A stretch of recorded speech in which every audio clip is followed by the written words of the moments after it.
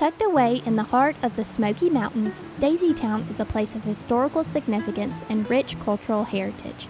From its humble beginnings as a logging camp established by the Little River Lumber Company to its transformation into a bustling resort town and eventually a symbol of preservation, Daisytown's journey is a fascinating reflection of the larger stories of American industrialization, leisure, and environmental preservation. In the early 1900s, the Little River Lumber Company, a major logging and lumber enterprise, began operations in the Great Smoky Mountains. Established in 1901, the company owned thousands of acres of land in the region and built an extensive railroad network to transport logs to its mills. To house the employees working in the nearby logging operations, the company set up several logging camps, one of which would later become known as Daisytown. Living in Daisytown during its logging era meant being part of a thriving yet rugged community. The town buzzed with the sounds of saws and the constant activity of timber workers, who were often local residents hired for the substantial financial benefits logging provided. The company's railroads, winding through the mountains, served as vital links connecting this remote camp to the outside world and facilitated the movement of set-off houses, early mobile homes that could be transported to new logging sites as needed. Little River Lumber Company didn't just stop at housing. They established entire communities, complete with shops and churches, bringing in goods and services that were previously inaccessible to the workers.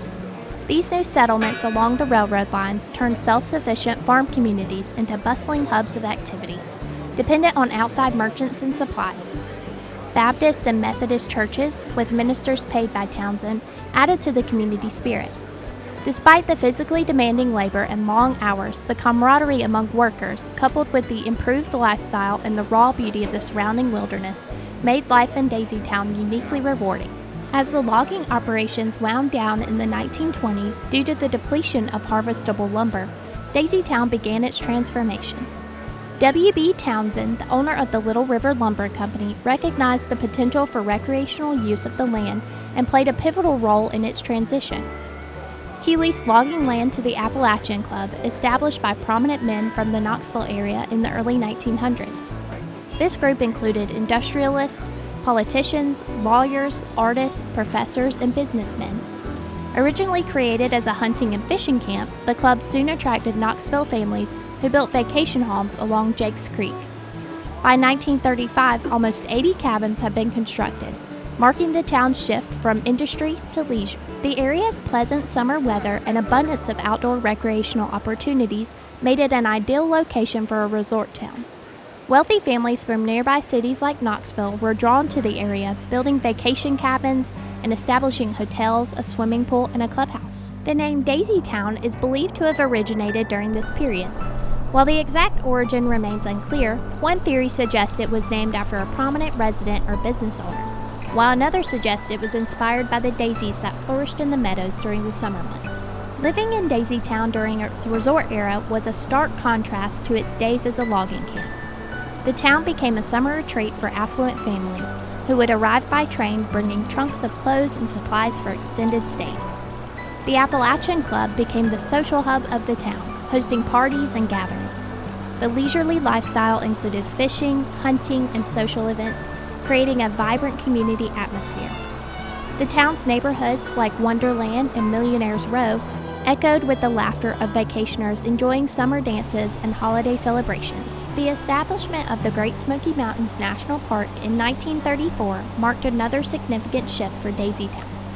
The National Park Service purchased the land, offering former residents leases to maintain their cabins for 20 years. This transition aimed to preserve the natural beauty of the area while also acknowledging the cultural significance of the town. By the mid-1900s, as the leases began to expire, many cabins were vacated and left to deteriorate. The absence of electricity posed additional challenges. In 1952, residents agreed to shorten their leases in exchange for electrical installation. Despite these difficulties, Daisytown's historical importance was recognized, leading to its designation on the National Historic Registry in 1994. Living in Daisytown during this transitional period involved navigating the tensions between preservation and modernization.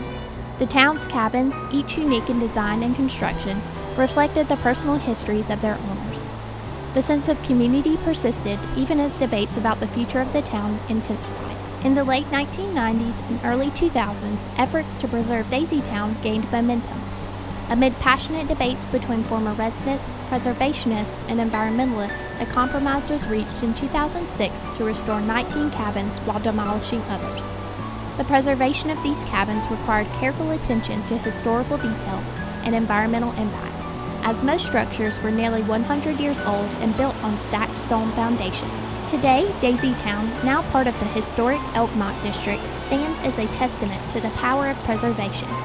Visitors can explore the buildings and their history, experiencing firsthand the charm and legacy of a place that has evolved from a labor camp to a ghost town and now exists as both a ghost town and a tourist destination. The transition of Daisytown from industry to recreation and from decline to preservation reflects larger patterns in American industry, recreation, and conservation. It is a place where the past and present coexist, offering a unique glimpse into the dynamic history of the Smoky Mountains. As restoration efforts continue, Daisytown remains a symbol of the enduring importance of preserving our cultural and natural heritage.